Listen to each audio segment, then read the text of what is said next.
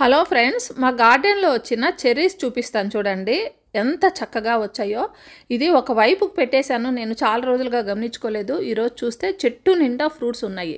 Cherries చూసారా ఎంత బాగా కనిపిస్తున్నాయో, చెట్టు నిండా ఎర్రగా కనిపిస్తున్నాయి. సైజు కూడా చూడండి, బాగా కండబట్టి బాగా బాగా అంటే పక్వానికి వచ్చేసాయి. బాగా తింటే కూడా చాలా స్వీట్గా ఉంటుందండి.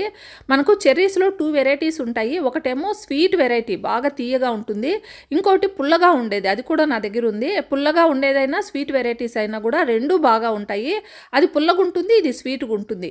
రెండిట్లో ఏది బెస్ట్ అంటే ఈ స్వీట్ వెరైటీ బెస్ట్ అనేసి అంటాను. ఎందుకంటే నోట్లో పెట్టుకుంటే జామున్ తిన్నట్లు ఉంటుందండి. కాబట్టి ఎవరైనా మీరు ఈ మొక్కను తెచ్చుకునేట్టుగా ఉంటే స్వీట్ వెరైటీను అడిగి తీసుకోండి.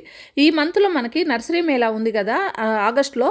సో ప్రతి ఒక్కరూ నర్సరీ మేళాలో ఈ స్వీట్ వెరైటీని తీసుకోండి. ఇంకా నేను కూడా ఈ మొక్కను ఎక్కడ తెచ్చుకున్నాను అనేది చాలామంది అడుగుతూ ఉంటారు.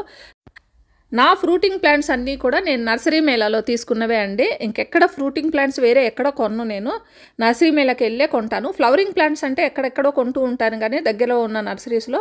ఫ్రూటింగ్ ప్లాంట్స్ మాత్రం నేను ఈ నర్సరీ మేళాలోనే తీసుకుంటాను. బాగా మొక్కలు అనేది చూసి మనము తీసుకోవచ్చు. సైజు కూడా మంచి వెరైటీస్, మంచి క్వాలిటీ కూడా దొరుకుతాయి నర్సరీ మేళాలో. మనకు ఆగస్టులో నర్సరీ మేళా ఉంది కాబట్టి అందరూ వెళ్ళి విజిట్ చేసి కావాల్సిన ఫ్రూట్ ప్లాంట్స్ తీసుకోండి. చెర్రీ ప్లాంట్ను మాత్రము స్వీట్ వెరైటీని అడిగి తీసుకోండి.